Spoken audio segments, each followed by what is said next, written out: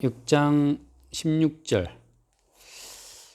저물매 제자들이 바다에 내려가서 배를 타고 바다를 건너 가버나움으로 가는데 이미 어두웠고 예수는 아직 그들에게 오시지 아니하였더니 큰 바람이 불어 파도가 일어나더라. 제자들이 노를 저어 시절이 가다가 예수께서 바다 위로 걸어 배 가까이 오심을 보고 두려워하거늘 이르시되 내니 두려워하지 말라 하시는데 이에 기뻐서 배로 영접하니 배는 그들이 가려는 땅에 이르렀더라. 아멘. 이게 요 사건이 좀 특이하게 여기 끼어 있거든. 6장 전체가 다 이제 그 오병이어의 기적과 연관돼서 그 생명의 떡으로 오신 예수님을 이야기해 주는 그 예수님의 그 떡에 대한 논쟁이란 말이지.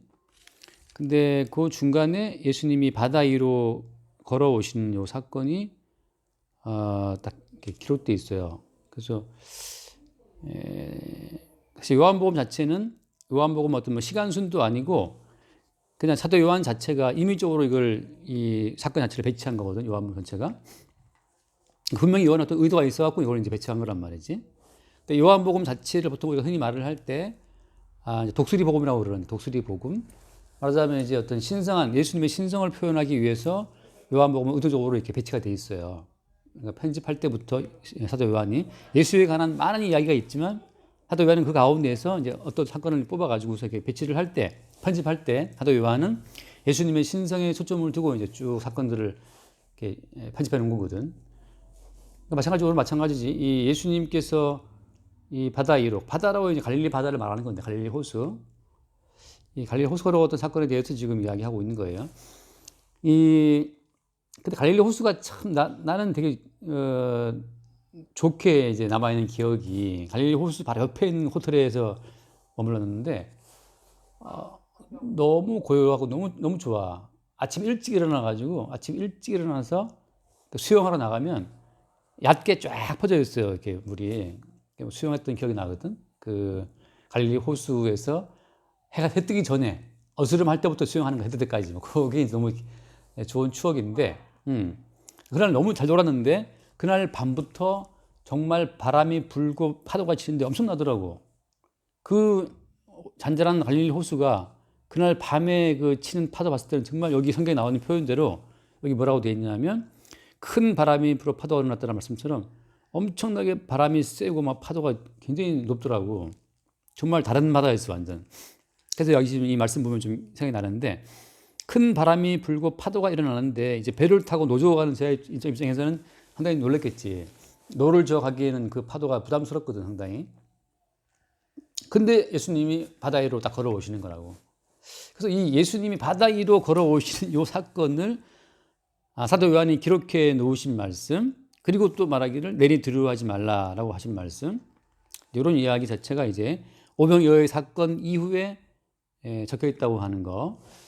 저는 이런 생각을 하거든요. 이제 예수님께서 이 바다 위로 쫙 걸어오시는 모습을 보게 되면 딱 떠오르는 어떤 그 모습이 그 창세기 나와 있는 창세기 1장에 있는 말씀, 창세기 1장. 창세기 1장에 그 얘기 있잖아. 그 창세기 1장 2절에 땅이 혼돈하고 공허하며 흑암이 깊음 위에 있고 하나님의 영은 수면 위에 운행하신다 그랬거든. 하나님의 영이 수면 위에 운행하신다. 물론 이게 운행한다는 말 자체가 이제 하나님의 영이 어떤 수면을 감싸고 있다는 말도 되지만 또 다른 말로 말하면 진짜 문자 그대로 이제 하나님의 영이 수면을 이렇게 영어로 하버라 그러나 아무튼 수면 위를 움직이고 있는 감싸 돌리고 있는 그런 이미지거든.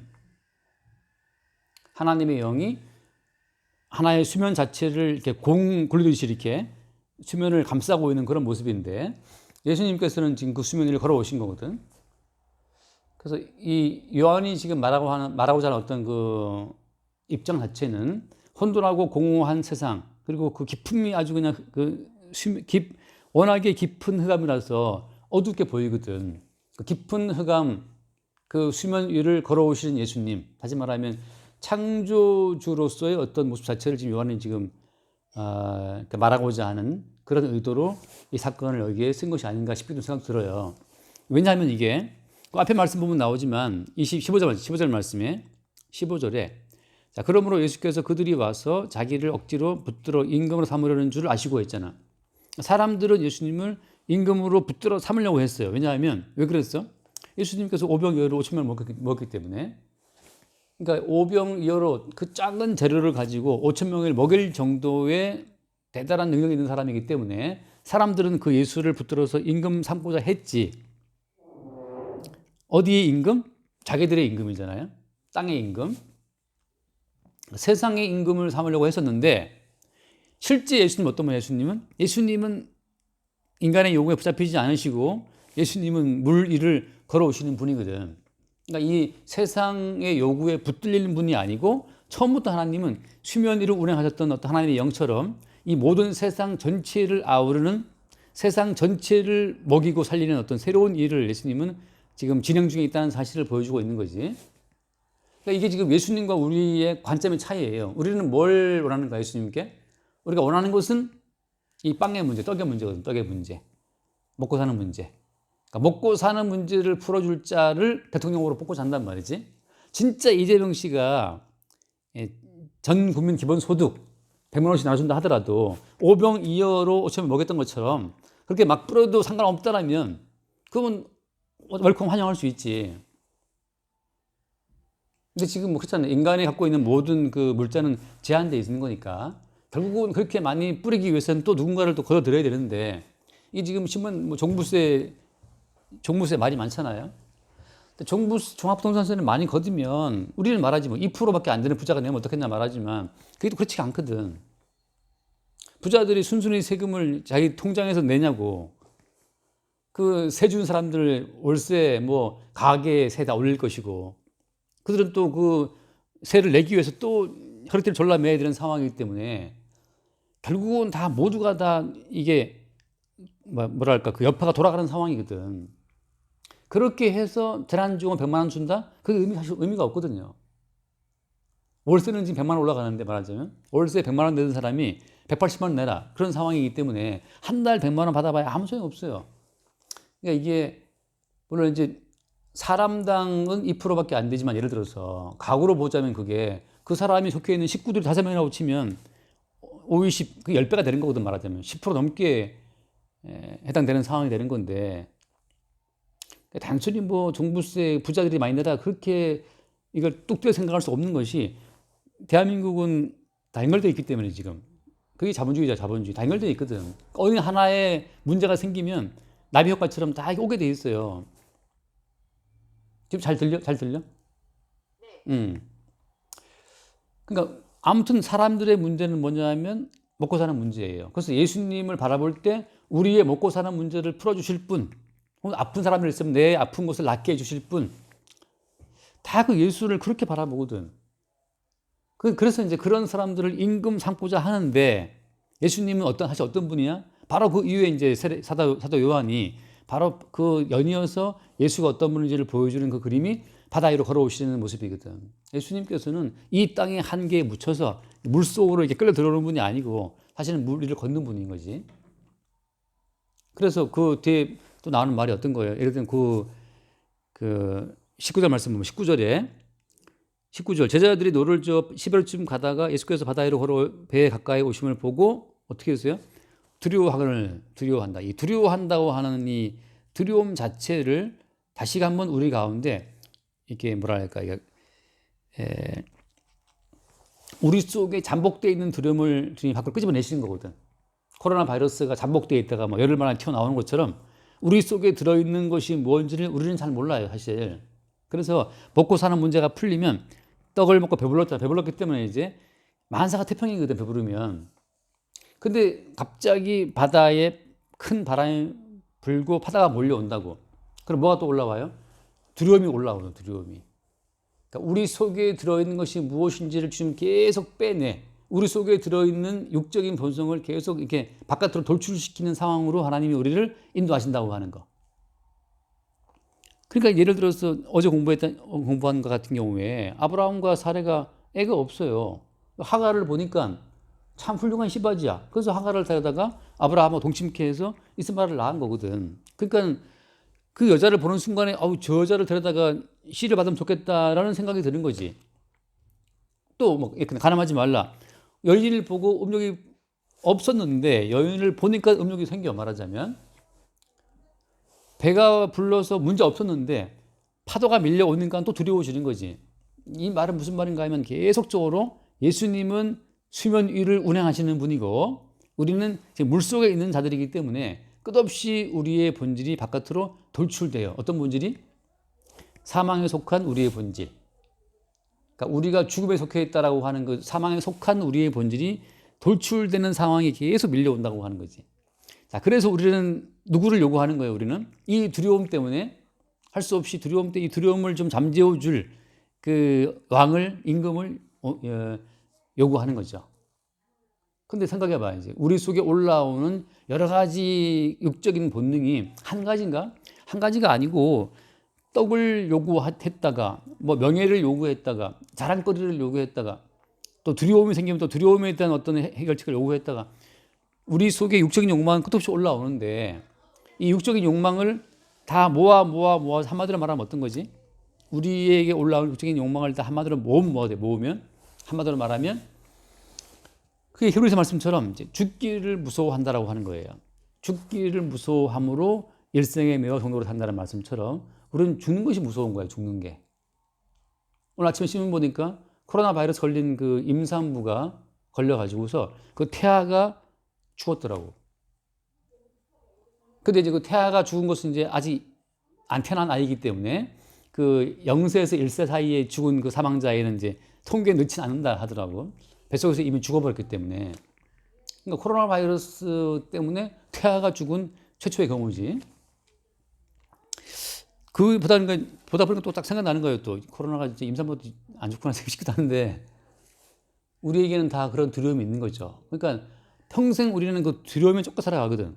죽기가 무서워서 계속 뭔가를 해요. 그리고 그것 때문에 뭘 요구한다고? 임금으로서 예수를 요구하거든.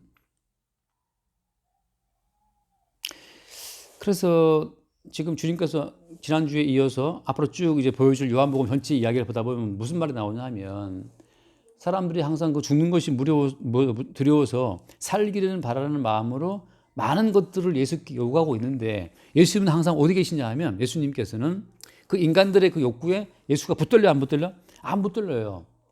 안 붙들리면서 예수님 하신 말씀이 뭐냐면 이게 참 중요한 건데 예수님께서는 나는 너희들이 모르는 생명을 주러 왔다는 거예요. 이게 우리가 지난주에 봤다시피 요한복음 5장 그 24절 말씀에 요한복음 5장 24절에 내가 진실로 너희에게 이르노니 내 말을 듣고 또 나 보내신 이를 믿는 자는 영생을 얻었고 라고 하잖아요.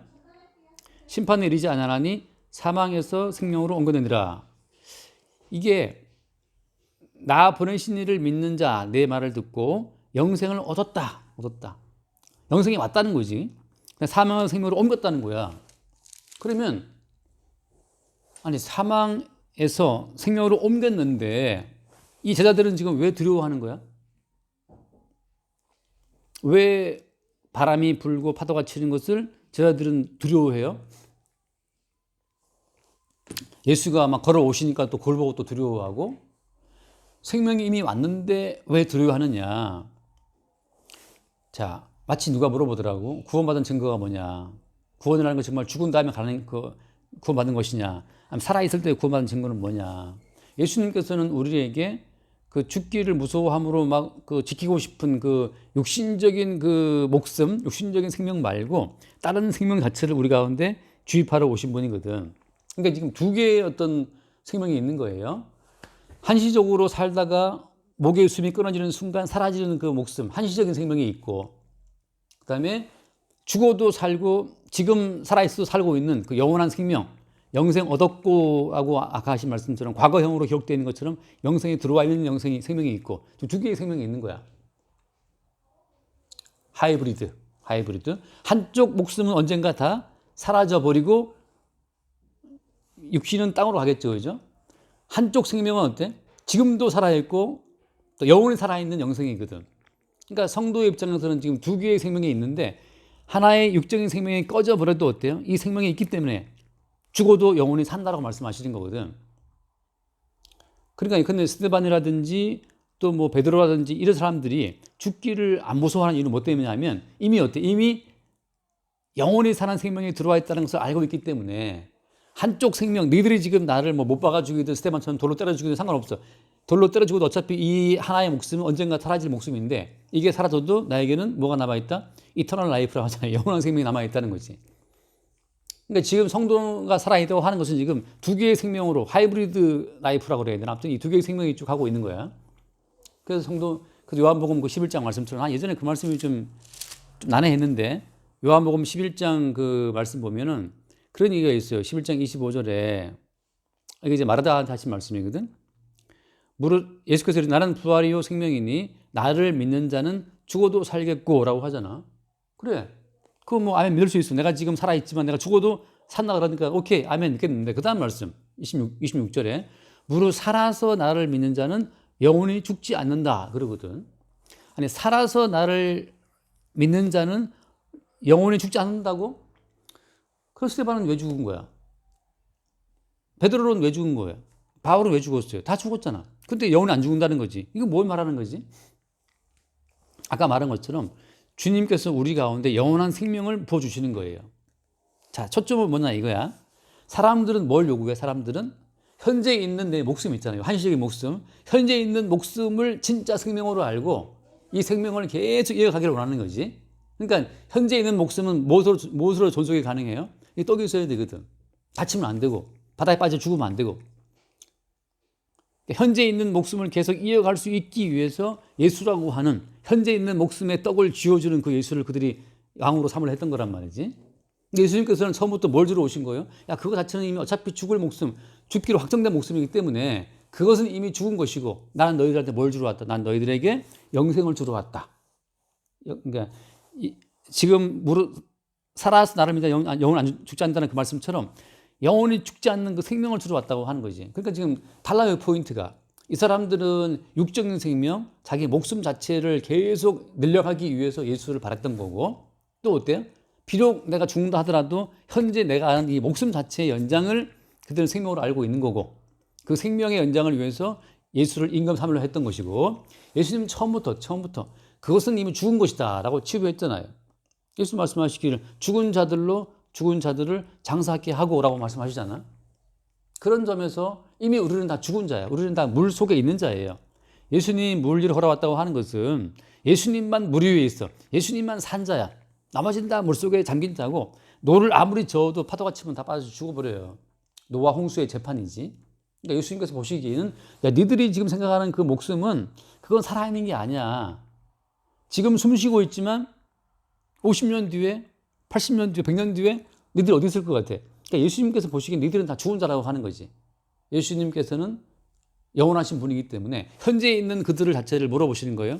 현재 있는 내 존재를 현재 나로 보시는 것만이 아니고 창세전 그리스도 예수 안에서 택함을 입은 자로 보시기도 하고, 창세전 하나님 뜻 가운데에서 미움받기로 혹은 사랑받기로, 그 다음에 영원한 세계 가운데에서 지옥에 있을 자로, 생명의 나라에 있을 자로, 주님께서는 현재 있는 역사 속에 우리의 모습을 볼 때 이미 영원한 계시 가운데 우리를 보기 때문에 예수께서 우리를 바라보시는 관점은 목에 붙어있는 숨으로 연명하는 그 목숨 자체를 죽은 것으로 취급한다는 거죠. 그러니까 마찬가지지. 우리가 예수님의 관점으로 현재 세상을 본다면 어때요? 세상은 다 죽은 자들이야. 전두환도 죽어, 노태우도 죽어, 김대중이도 죽어, 뭐 김영삼이도 뭐 죽어, 뭐 다 죽어. 앞으로 문재인은 안 죽을 것 같아요. 문재인도 죽고. 정말 슬픈 얘기지만 나도 별로 나 슬프진 않지만 아직까지는 나도 죽을 것이고 이렇게 지금 마주보고 있지만 다 죽는다고. 우리 애들은 뭐 안 죽을까? 우리 4명 딸은 안 죽을까? 예수님의 관점이 내게 들어오는 순간 다 죽은 자예요. 그럼 유일하게 어때? 유일하게 예수께서 말씀하신 것처럼 나를 믿고 나 보내신 이를 믿는 자는 영생을 얻었고 라고 할 때 그 영생이 있느냐가 중요한 거지. 그러니까 영생이 있으면 너는 지금 살아서 예수 믿고 있으니까 네 속에 영생이 있다면 너는 지금 살아서 믿는 자는 영원히 안 죽는다. 이미 하이브리드처럼 이미 새로운 생명이 장착이 돼 있다고, 영원한 생명이. 그러니까 현재 있는 목숨 자체가 숨을 쉬다가 뭐 코로나로 죽는다 하더라도 영생 자체가 또 숨쉬고 있기 때문에 영생의 나를 끌어가기 때문에 이 하나의 생명 시스템이 무너진 것 자체가 이게 나 프라블럼 뭐지? 노 프라블럼. 이 문제 안 된다고 이게. 두 개의 엔진이 있기 때문에 휘발유로 가다가 휘발유 떨어졌어. 휘발유 없더라도 전기로 바꾸면 되거든 말하자면. 그런 것처럼 성도에게는 이미 영원히 사는 생명이 주어져 있어요. 지금 예수님께서는 오병이어를 가지고서 그들한테 뭘 일깨우냐 하면 지금 너희들이 떡을 먹고 막 좋아하고 환호하고 그러는데 이 떡을 먹고 배부른 이것은 지금 너희들의 그 목에 붙어 있는 그 목숨을 지금 이어준 용도로 주어진 것인데 사실은 뭐예요? 예수님께서는 하나의 표적. 어떤 표적이에요? 이걸 먹어도 죽지만 사실 내가 이걸 주는 목적은 무엇이다? 내 살을 주고 내 피를 줌으로 말미암아서 영원히 죽지 않는 영원한 생명을 주기 위해서 내 살과 피가 있다라는 사실을 보여주는 하나의 표적으로 이 오병이어를 베푸신 거란 말이지. 그러니까 우리는 오늘날 성경을 보니까 이제 알죠. 그때 사람들은 몰랐어. 예수님을 보고 너무너무 신기한 거죠. 어떻게 저 젊은이가 5개의 떡과 2마리 물고기로 5,000명을 먹이는 이 놀라운 일을 벌이냐 말이죠. 오늘날 있었다면 진짜 막 뉴욕 타임즈 아니 뭐 CNN 뭐 다 나왔을 거라고. 뭐 우리나라에 뭐 있나 지상파 다 봤을 것이고. 분명한 건 뭐예요? 이들이 알고 그토록 지키고 싶어하는 그 생명이 아니고 한시적인 목숨이었다는 사실. 나는 너희들을 바라볼 때 한시적인 그 목숨을 유지해 주려고 온 자가 아니라는 거지. 그래서 화요일에 내가 어디 신방 갔다 왔는데 그분이 이제 말기 암 환자가 되어서 너무 힘들어 하시더라고. 침대에서 내려오는 게 너무 힘들대요. 침대에서 막 억지로 내려와. 그리고 안방에서 거실 나올 때도 화장대를 짚고 또 이렇게 짚지 않으면 나올 수 없는. 그러니 말기 암이니까 복수가 차고 막 빼고 막. 그거를 보면서 난 살고 싶어요. 죽고 싶지 않아요. 막 그러는데 한편 엄청 공감되지만 한편 너무 난 차갑게 냉정하게 그걸 보거든. 내가 보기에도 이 사람 얼마 안 되거든. 장인어른이 위암 말기 판정받고 6개월 만에 돌아가셨거든. 그 6개월 만에 막 부랴부랴 막 세례 받고 뭐 다 했는데 아무튼 병원에서 이미 말기라고 판정하고 복수 빼고 그러다 보니까 이게 내가 볼 때도 참 몇 개월 갈까 싶은 생각이 들 정도야. 근데 그분이 울면서 그러는 난 죽고 싶지 않아요. 난 살고 싶어요. 근데 생각해봐. 그것이 사는 것인가? 아니에요. 잠깐 목숨을 유지하는 거거든, 그게. 그 목숨 유지한다고 해서 그 말기암 환자가 얼마나 살까? 얼마나 더 살까? 또 산다고 하더라도 영생할 수 있냐? 없어요. 지금 필요한 건 뭐야? 지금 필요한 건 어차피 낡아빠진 이 목숨 자체가 이거 던져버리고 지금 필요한 건 영생. 예수님이 주시는 새로운 생명, 영원한 생명이겠지. 근데 그 영원한 생명을 지금 뭔가 말하기에는 너무 지금 다급하고 늦어버렸어. 또 나에게 그런 기회가 글쎄 주어졌다고 난 보기도 어려웠는데 그렇더라고. 그러니까 우리가 이제 쭉 보면서 모든 인생이 다 죽어 있다. 예수님 말씀처럼 너희들은 다 죽은 가운데 있다. 죽은 자를 그 장사 지내게 하고라고 말씀하실 때 예수님은 이미 다 목에 붙어 있는 그 그 유효기간 붙어 있잖아요. 이제 너는 50년, 너는 80년 다 이마에 다 붙어 있다고 유효기간이. 우리가 붙은 이 숨 쉬는 이 목의 숨의 분량이 다 붙어 있어요. 이마박에. 너는 그래 너는 95년, 너는 100년 붙어 있지. 계속 우리는 그 남아있는 그 목의 숨의 분량을 지금 쓰고 있단 말이에요. 난 지금 55세잖아. 55세. 얼마나 가겠냐고 뭐. 근데 예수님께서는 물 위를 걸으시면서 우리 모두가 다 노아 홍수에 잠긴 그 인류처럼 우리 모두가 다 죽음에 잠겨 있다는 사실을 말씀하시는 그 선명한 그림으로 예수님은 파도치는 물 위를 걸어오시는 거예요. 나는 물 위에 있지만 너희들은 사망의 물 속에 있기 때문에 늘 두려워해. 노를 젓고 있지만 이게 언제 뒤집을지 몰라요. 그게 무서운 거거든.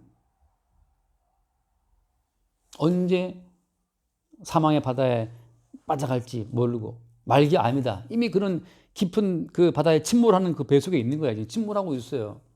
거의 지금 수명까지 와 있는 거지 지금. 살고 싶다고 말하고 있지만 조금만 더 가면 이제 탁 올라오는 순간 이제 뭐 한 3, 4분 만에 아웃이지.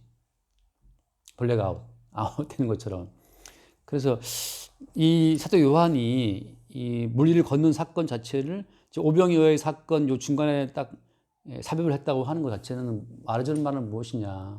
우리 모두가 그토록 떡을 갈망하고 떡을 먹고 살기를 갈망하지만 우리 모두는 이미 죽음의 물속에 잠겨 있다는 사실을, 그리고 진짜 생명 자체는 그 물 위를 걸으시는 그분이 마치 물에 빠진 베드로를 잡아서 끌어올리는 것처럼 그 주님이 죽음의 세계에 빠진 우리를 잡아 끌어올려 주실 때 그때 우리에게 영원한 생명이 공급되는데, 그 영원한 생명이 공급되는 루트는 뭐야?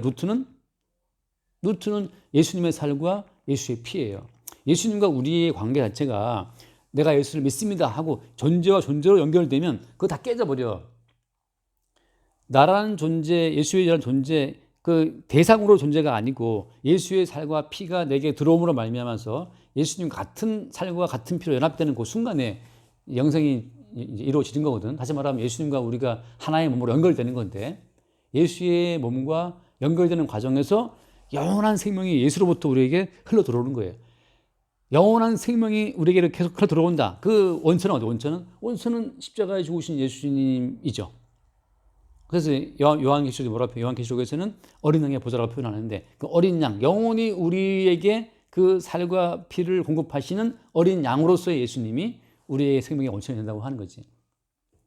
그래서 오늘 말씀 간단하게 끝냅시다. 그래서 이렇게 오늘 이야기는 모든 인생이 그토록 떡을 갈망하지만 죽음 속에 있다는 사실. 예수님이 그 사망 권세를 이기신 그 분으로서 무리를 걸으시고, 우리는 그 예수에 의해서 사망의 물에서 건짐받은 바 되어 예수의 살과 피로 영원한 생명을 누리는 관계에 들어간다고 하는 거죠. 그런 이야기가 또 계속 다음 주에 이어져요. 구체적으로. 그래서 실제적으로 사망의 물에 잠긴 자들이 어떻게 예수로 인하여 생명을 얻게 되는가라고 하는 이야기가 이제 쭉 논쟁적으로 이어지거든요. 논쟁적으로 이어져. 그들은 계속해서 뭘 주장하냐 하면 떡이 있어야 산다라고 하는 하나님으로부터 떡을 받아야, 예수로부터 받아야, 항상 그 떡 주시는 분으로 이 땅에 속한 목숨을 연장하는 것으로 생명을 오해하는 그들과 논쟁이 벌어진단 말이지. 새로운 차원의 생명을 그들이 이해하지 못하기 때문에. 오케이, 여기까지 보겠습니다. 기도하고 마치자.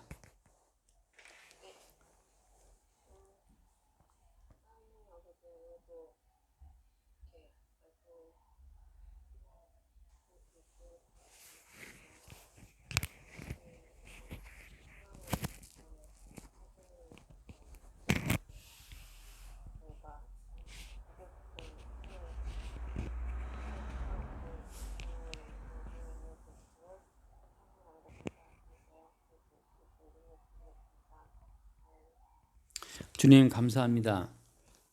아무리 평생을 먹어도 결국 우리 모두가